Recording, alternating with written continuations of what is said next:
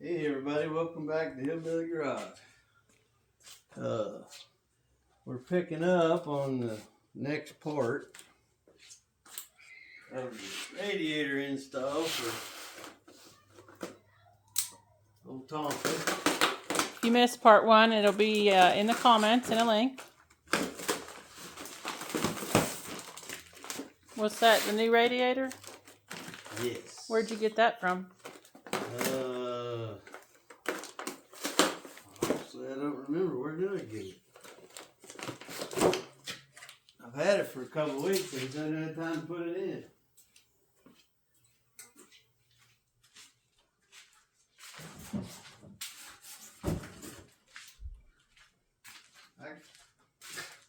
I got it online from Auto Shack.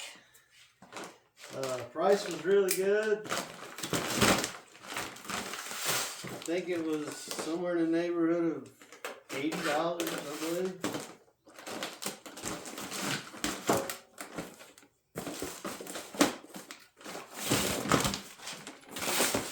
It seems to be, well,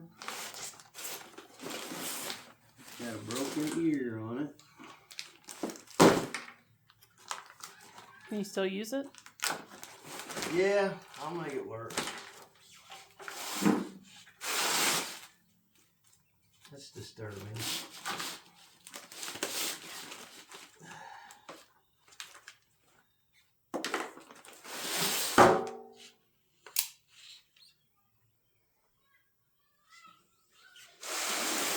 Just never know when you get stuff in the mail, I guess.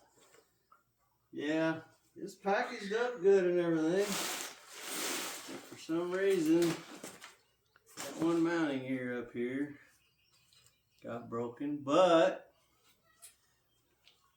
put the grommet in there in the bolt and it will hold it in Can you place. compare the new one to the old one so they can see?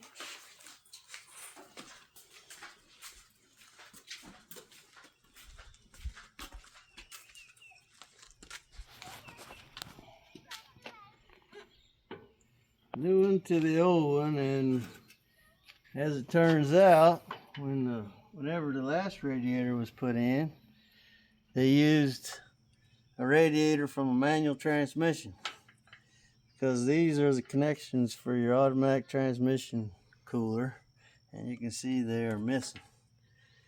So of course manual transmission is not going to need that.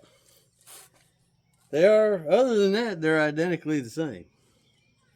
Of course, and this one has plastic tanks, plastic necks.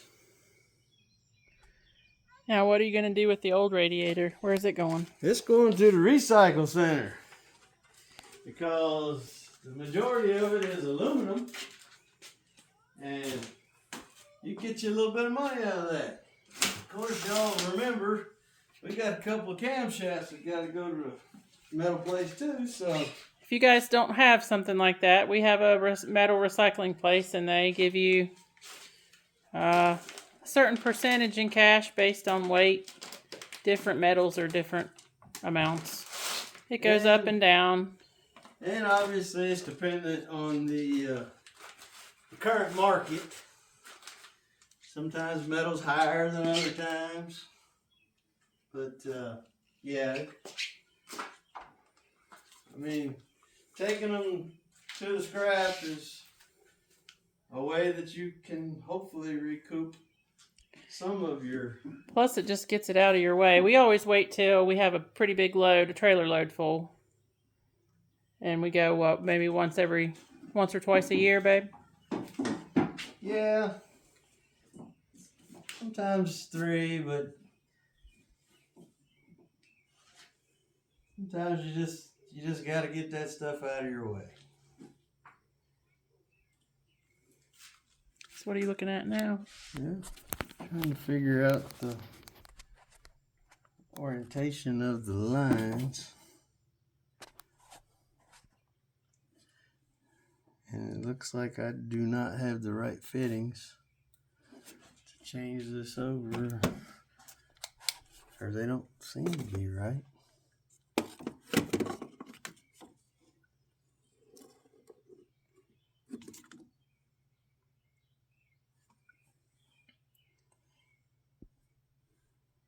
So I'm going to have to put that on the back burner and change that over after I get some more parts,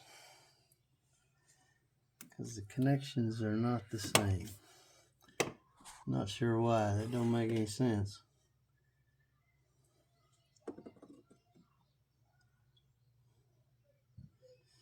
And Maybe they had to change the fittings because it was a manual transmission or manual radiator. Yeah, but this part here was in an old automatic transmission radiator. So I don't want to break it loose without the right parts, because then I don't have any way to hook my transmission lines back up. So we're going to have to make that another video at another date. Right now we're going to get this new radiator set in here.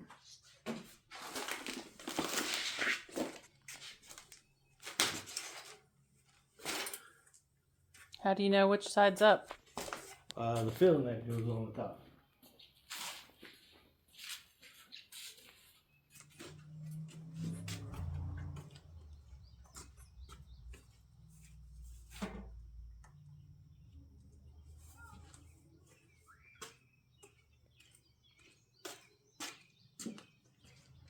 Need to grab your bumper grommets off of your old radiator.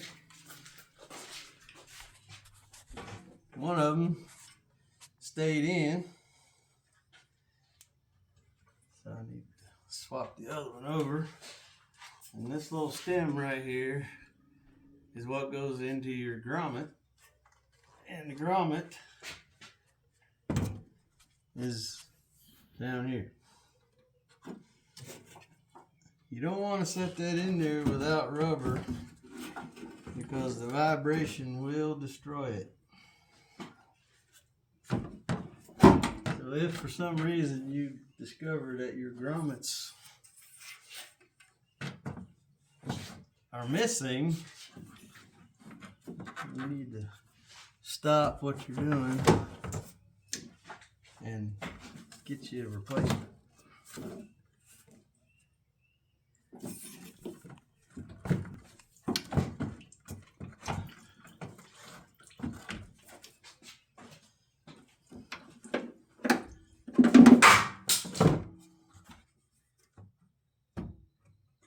You're hung on that wire over there, but connected to the battery.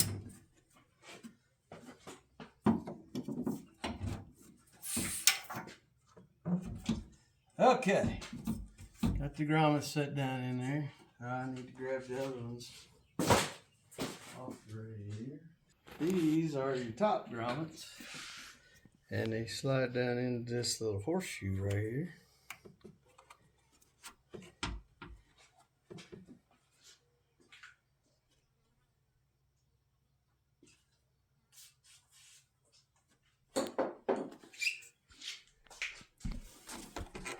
And your mount screw, mount bolt goes back into the thread insert that's in your radiator core support. And like I was telling you, this broken ear over here, we're going to be able to be okay, because the grommet will actually still sit in the groove, and then the bolt will still sandwich it enough to keep that from moving around. But if it's bad enough, you want to contact whoever you bought it off of and have them replace it, because you paid good money for it. This is true.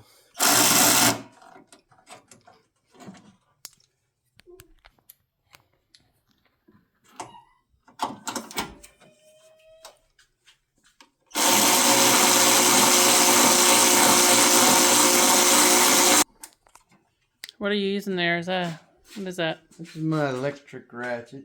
Saves you a lot of elbow grease. Saves you a lot of time, a lot of elbow grease.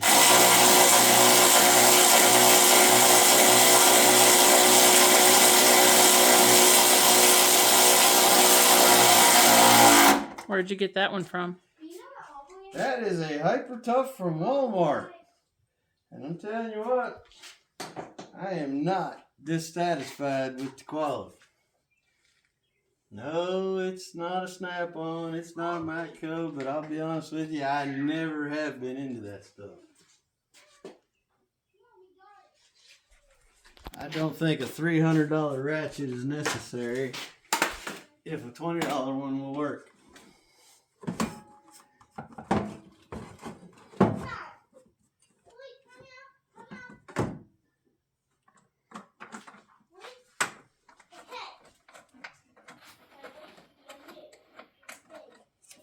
And the shroud bolts that we took out a while ago, we're just going to put them back.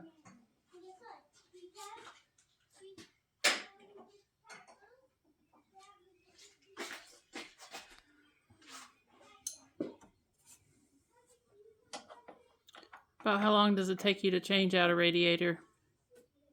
Well, if you have all the right parts and everything comes apart pretty good, you should be able to knock this out in 30 minutes or less. Of course, that doesn't count putting the antifreeze back in it. Then you got to burp the antifreeze. That's important. Yeah, you do want to make sure that you check what the fluid capacity is so that you'll know when you're going back in if you're getting somewhere close to the right amount, because if you don't, then you could find yourself in a spot where you haven't gotten enough fluid in the radiator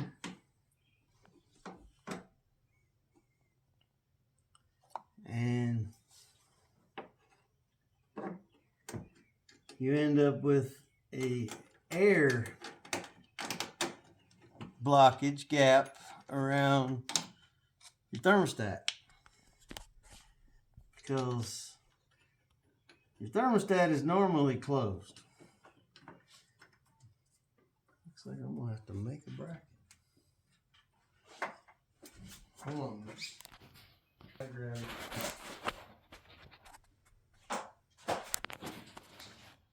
Anyway, like I was saying, the thermostat's normally closed, and when you pour antifreeze in, sometimes you won't get enough up around your thermostat, either from the top or the bottom, and if air gets trapped there, then you can have a overheating issue right away, because there'll be no water around the thermostat to make it open.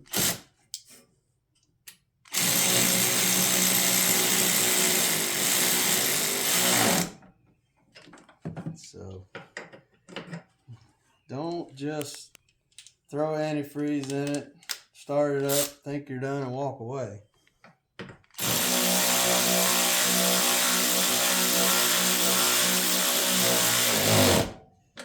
You need to make sure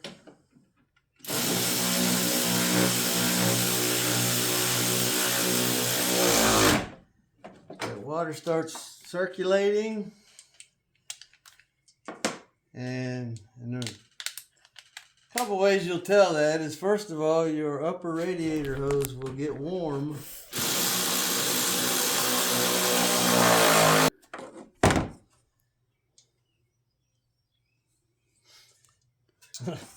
Sorry for the interruption. My camera lady racked her shin on my short guy step.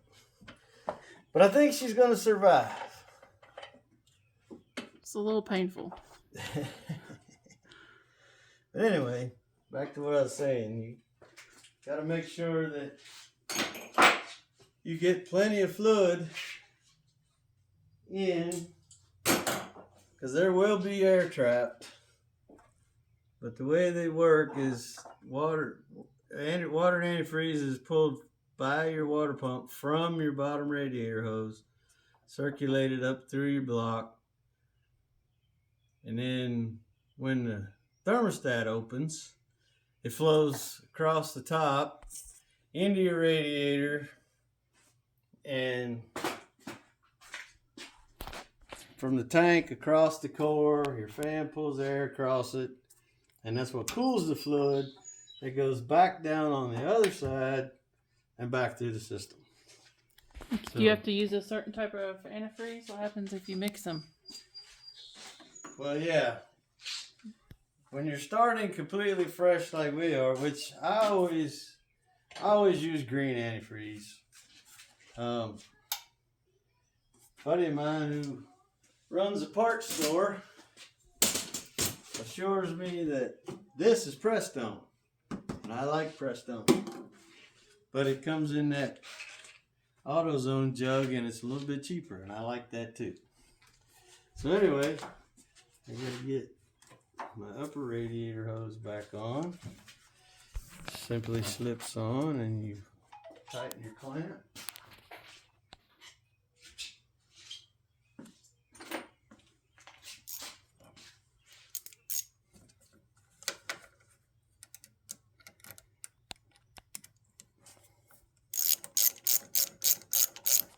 Always make sure you get your clamp behind this lip right here, because that is what keeps your hose from slipping off. It's easy to feel. You just feel it back there. You don't have to line the clamp up right behind it. It's actually better not to. But in the event it should build enough pressure, it starts to slide the hose back, which this type of clamp, you shouldn't have any problem. Just get it real good and snug till you see the rubber start to squish. Make sure that it looks like it is sitting straight, because this one looks like it's a little bit crooked. Because if it's crooked and it's tight, it's not actually tight. There we go. And then again, we're going to use the plier trick to put our bottom hose back on, same, just opposite order how we put it on there.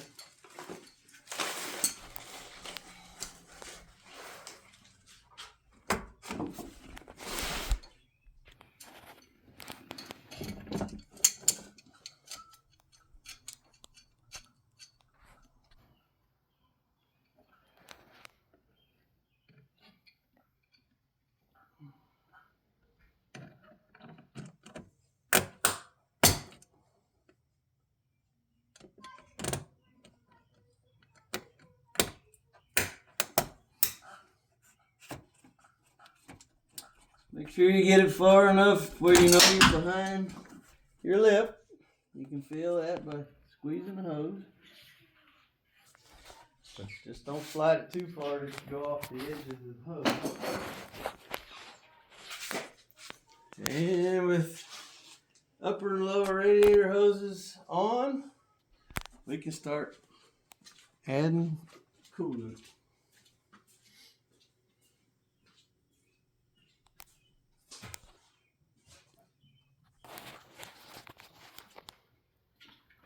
Now, you'll notice on this much older vehicle, which doesn't have any specific supposed criteria for antifreeze like modern day systems call for,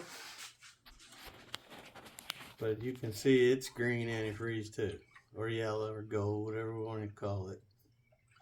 What happens if you mix the two colors? Well, if you go to mixing colors and they are incompatible antifreezes, they will... It's leaking down there, coming out the bottom.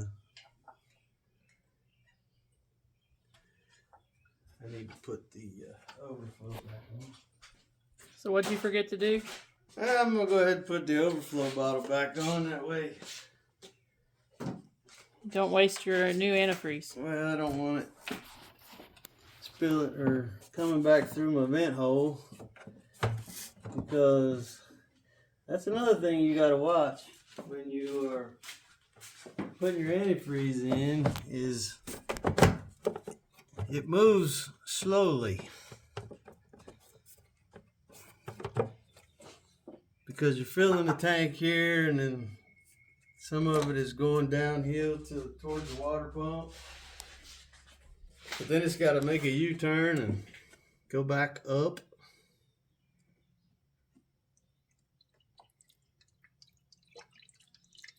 Might want to use a funnel sometimes, but he don't really use funnels all that much. Engine oil I do, but antifreeze, if you turn the jug sideways or even put the neck uphill just a little bit, you can get down here real close before it actually starts coming out. And you don't have to worry about air gurgling and making your liquid splash. But you just gotta go slow. And this is concentrate antifreeze. This is straight antifreeze. You can also get it in a 50-50 mix. But what you'll pay for one jug of concentrate and one jug of distilled water is quite a bit cheaper than 2 jugs of 50-50. Now, can you tell them what we use to put in our camper in the wintertime? Oh, is it regular antifreeze, or is it? No, that's cool. That's antifreeze for campers. It's totally different. You cannot use that stuff in your vehicle, nor can you use this in your camper. It's good to know, because somebody may not know that. Okay. Well, y'all, it's curious. I Googled it because I wanted to get you the exact number. But for some reason, the interwebs are saying that 5.2 Magnum only holds 5 quarts, which that's ridiculous. Make sure you use distilled water. It holds 5 quarts of oil, but it holds way more than 5 quarts of antifreeze. Normally, the number that we're looking for is somewhere between 12 and 16 quarts. Probably more along the lines of 14. So 3.5 to 4 gallons is where your target is probably going to be. My other 2 Rams, even though they're newer and bigger, same basic numbers.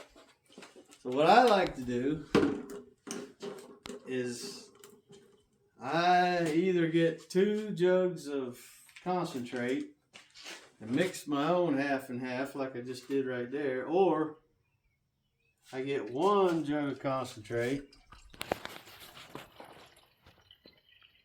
and 2 jugs of 50-50, which, like I said, you buy a jug of concentrate and a jug of distilled water, it's way cheaper than 2 jugs of 50-50. But I pour the first jug of concentrate in, and then I pour in a gallon of distilled water, which gives me a 50-50 mix. See how it's bubbling? Yeah, it shows that there's air down in there. There is air, and sometimes you can get some of it to move by squeezing your upper radiator hose.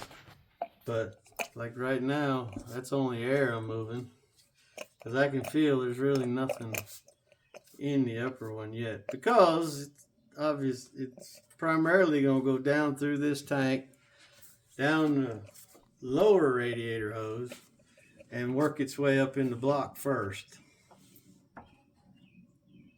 So you just got to keep working it. be mindful about how much you put in. See, I haven't even put in 2 gallons yet. And I know for a fact this system holds at least 3 gallons. I'm thinking more like 3.5, but and this is where you can get yourself in trouble because this thing keeps acting like it's full. When in fact this upper radiator hose doesn't have anything in it yet. And it's funny, you can feel it when later on when it's full, you'll be able to feel it that it has some weight to it. Right now it's empty. There's nothing in it. It's hollow. Because like I said, most of the water is going down this tank on the passenger side and then trying to go through the lower radiator hose rather than traveling across the fins or the ribs between the fins, the core, to come over to this tank, which it'll have to fill the tank on this end first and then start filling this upper radiator hose. And what I did on old Red out there is I went and bought me a little neck connector and I cut this upper radiator hose in half, or cut it apart, installed me another cap that looks just like a radiator cap so I can actually fill the upper radiator hose from here, because on the 6 floors the reservoir tank is back there on the firewall. This one has an overflow tank, but this is not actually a reservoir tank. And then on Henrietta, what I do is I hold the upper radiator hose up in the air, pour it full, and then throw it on. Which I probably should have done that here, and I may back up and do it. Because it is not wanting to take water very quickly.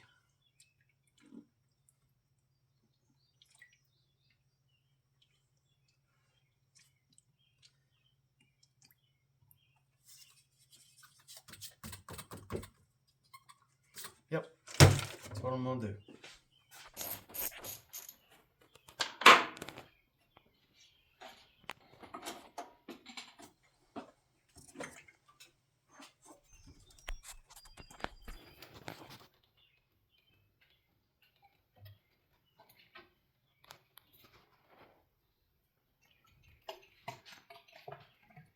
See, there's what I was telling you about holding your jug sideways. You don't get as much gurgle.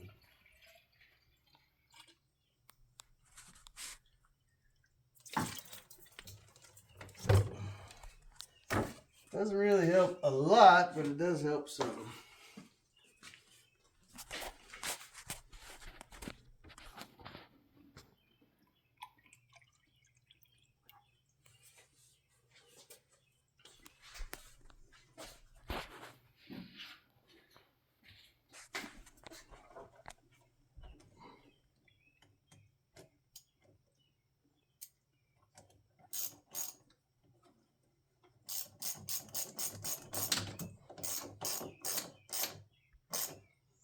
But at least now I know that I got some fluid on top of the thermostat.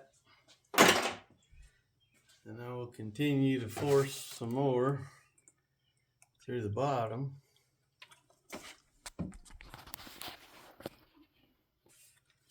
The thermostat, even though it does have a small bleeder hole in it, it creates a blockage that the fluid won't exactly flow through.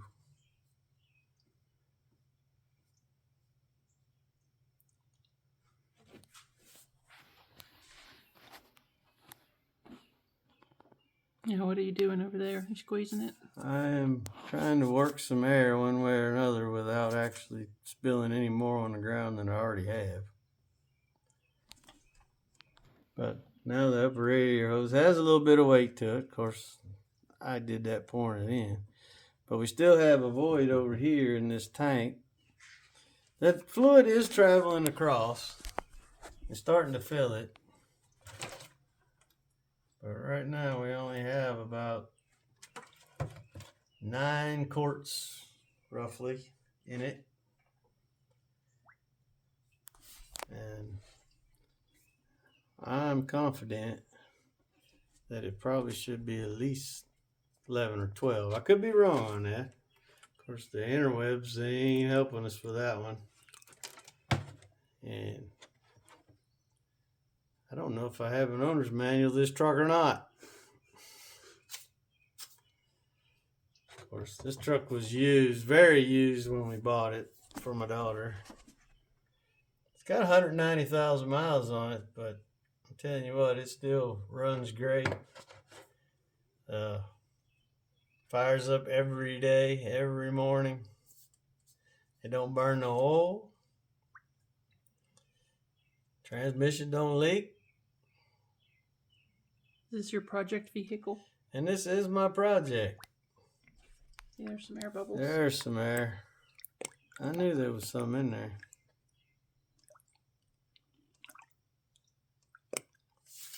So when you think it's full, it's probably not. Yeah.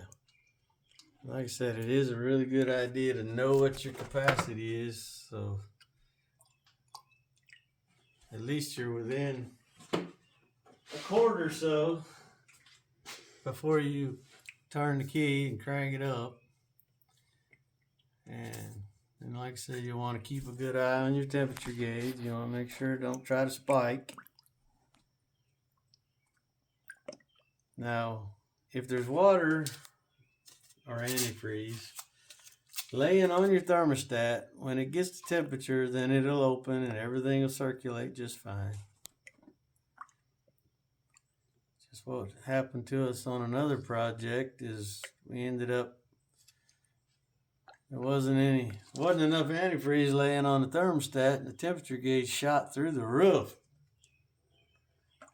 And then eventually it did open and start to circulate. What happens if it gets too hot? If your engine gets too hot and coolant is not circulating, that is going to cause severe damage. Now, older engines, it's always been thought above 235, which I don't even like that, that's excessive, that's high, you're on your way to damage. Any of you that's fans of Freiburger and oh Lord, I forget his name now. But anyway, off of Roadkill. Dulcich and the younger one, Finnegan.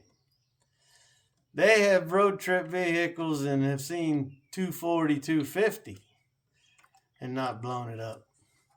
But now, modern day stuff is actually built to run at higher temperatures. Used to be a thermostat was 185, 190. Nowadays they're coming with 215s. That's what old Red had from the factory, was a 215 degree thermostat. I don't like that at all. But I mean, that's the way they designed it, the way they built it. This one has a 185 thermostat in it, and I like that. And in case any of y'all are wondering, it's not a good idea to run one without a thermostat. You can do it, but see, we're only like 9 quarts right now. And I'm thinking, is that still not enough? Now, as you turn it on and run it, you might have to add more, right? Absolutely. No matter how hard you try, you're going to end up with some air pockets. Because you took your lower radiator hose, you drained all the coolant out of the bottom of the block. And admittingly, there probably was a little bit of coolant stuck left in the block or in the lower valley area. You know, there are some plugs on the side of the block that you can undo and completely drain it. I don't ever really fool with that when I'm just doing stuff like radiator or antifreeze flush. Now, when I had the motor apart on the stand over there, yes, I took the plugs out of it and I washed everything to completely bone dry. And Henrietta took 14 quarts to top her off because she was completely bone dry. But like I said, I got about 9.5 quarts in here. Sometimes you can let it sit for a few minutes.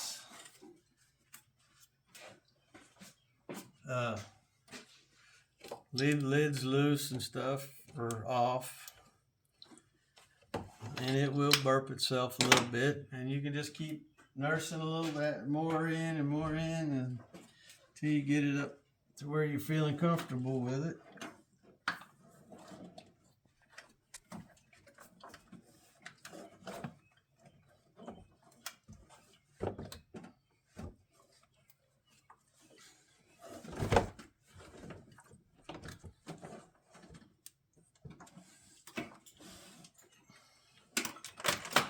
There go your glasses down in there somewhere.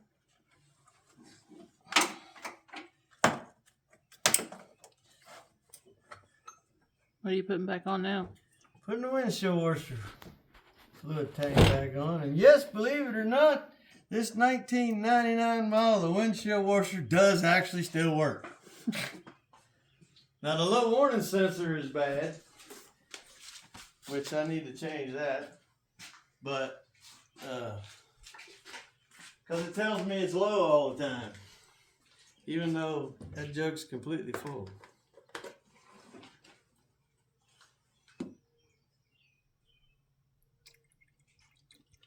See, it's not wanting to take any more. So we're going to go ahead and fire it up.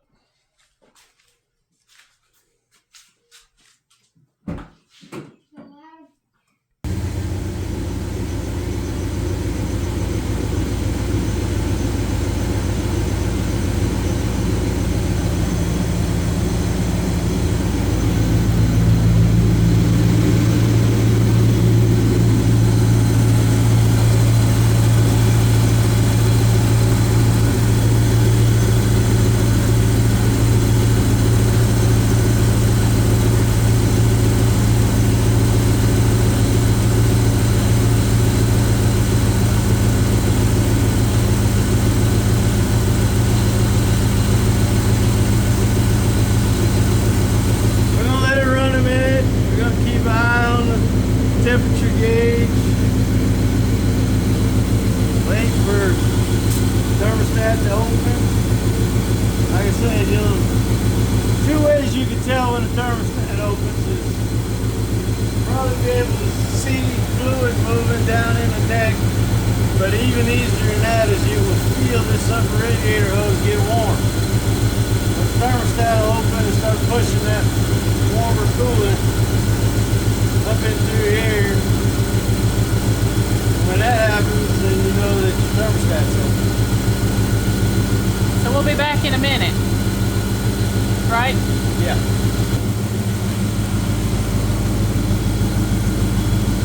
You can see that the water is starting to get a little bit of pressure on it.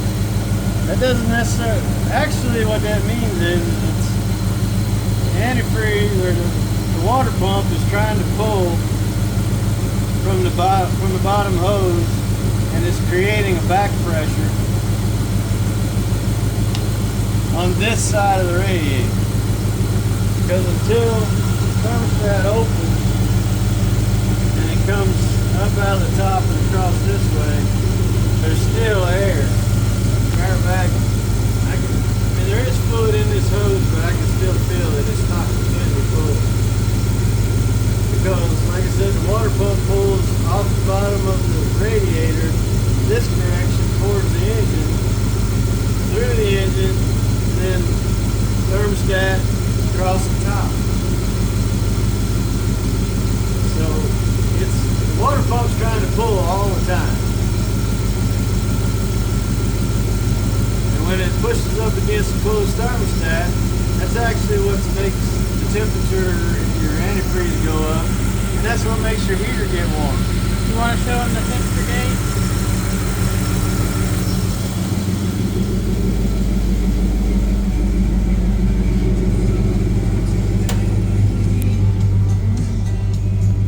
temperature gauge, you can see it's still way down at the bottom. It's not even showing anything yet. But you can see the oil pressure this old 318 carries. This is a good motor. And you can see my low wash lights on.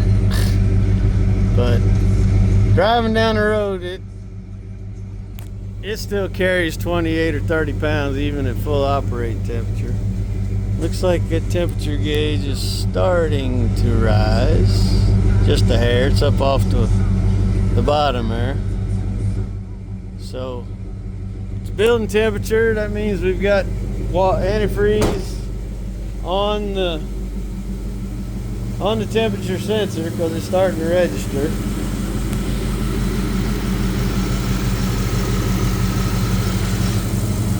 But the upper radiator hose is still cool, but I can feel it's starting to get a little bit of pressure on it. The whole system is going to pressurize. That's what causes the circulation. Is the pump pulling and pushing, but then the muscle pressure to build. Anytime you heat liquid, it's going to create pressure. Radiator's still cold, but the fan is pulling air across it, which is what it's supposed to be doing. Actually, feeling really good.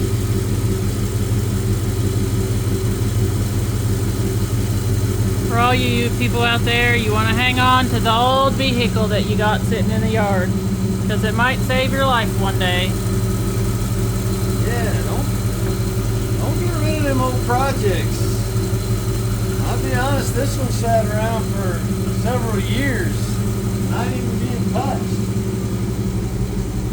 A lot of people thought it didn't even run. Where we used to live, I didn't have a garage, and trying to work on things in a gravel parking lot was not a lot of fun. But then when we moved over here and I got a garage, I got a shop, and then when we had a need, bought a truck that needed to come in the shop and get worked on. I did a little bit of body work on this, hung this fender, put a rocker panel in it, a cab corner, A new bed. but the bed had sat in our old yard for like 2 years. I had to do some patchwork on it, but it's in good solid shape. Throw a little bit of rattle can paint on it to help match up the colors where it didn't look so much like a patchwork. This is the inner bumper structure from the original bumper. It had the big plastic sport cover on it, and they ended right here. So I grafted in some new ends with some metal to make it a complete bumper. This is actually 1, 2, 3, 4 pieces of metal right here. You can still see my line here. I still got some body work to do. This is also And then 3 or 4 pieces. the back bumper, you did it too, didn't you? Oh yeah.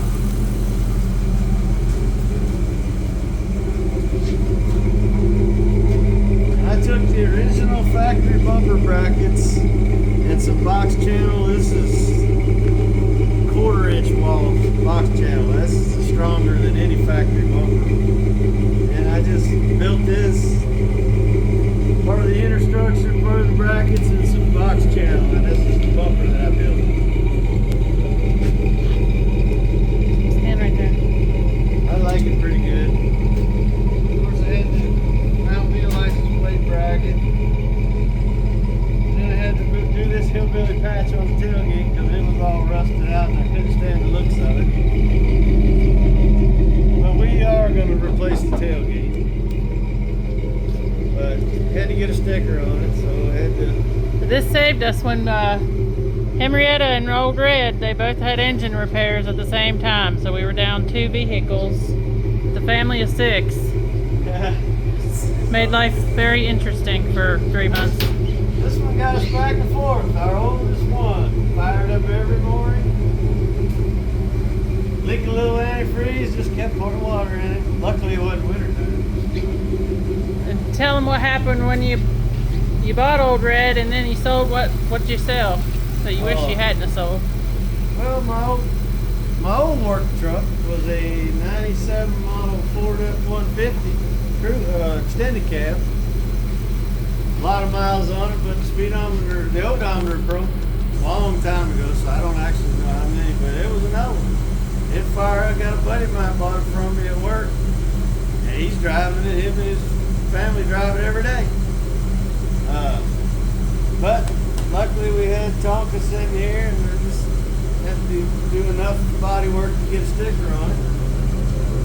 And so yeah, if you got an old project vehicle, try to get out there and get a little something done to it. I mean, make it happen. You never know when you're going to need it. Keep them going. Even if it's just a little bit of tinkering, you can see I've got stuff undone that needs to be done, and I'll get to it. But yeah, don't let go of your old vehicles. They don't cost nothing just to sit out in the back pasture and eat hay. Insurance is cheap. Parts are cheap. Starting to get more pressure and a little bit of warmth in the upper radiator over there. It should be circulating here pretty soon.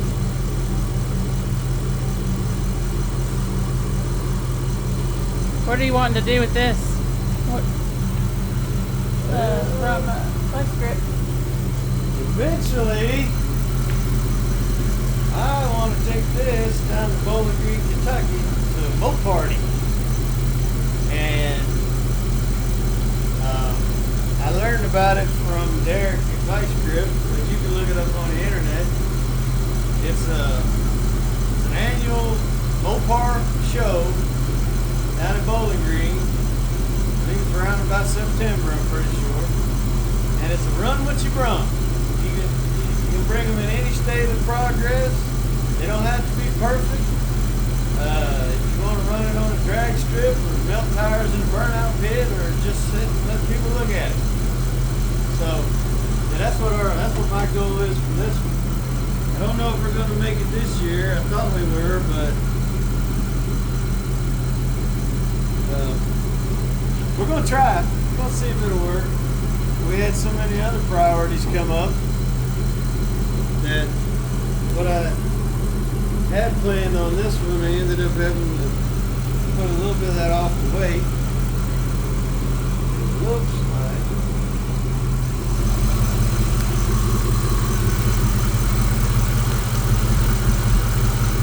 Can't tell if I've spilled that or if I've got a leak. But that happens. Every time you We're done there.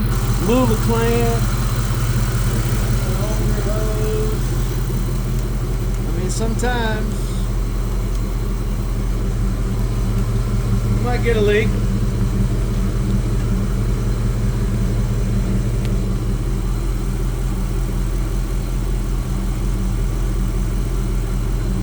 Yep. Lower radiator hose clamp's leaking a little bit. But we can get that fixed. Alright, well anyway, we're gonna wait for the thermostat. Make sure we top off our fluid level. I'm gonna have to put another clamp down there on that lower radiator hose, but we really appreciate each and every one of you. Ask you subscribe and like, share, comment. We love the comments. Remember, subscriptions are free. They don't cost you nothing. You got no obligation. They just kind of help us out a little bit, and it's a lot of fun when we gain subscribers. We really get excited. We only have less than 100, but every single one of them makes a difference for us. So y'all have a real good day. We thank you for visiting the Hillbilly Garage. We hope to see you back soon. Bye.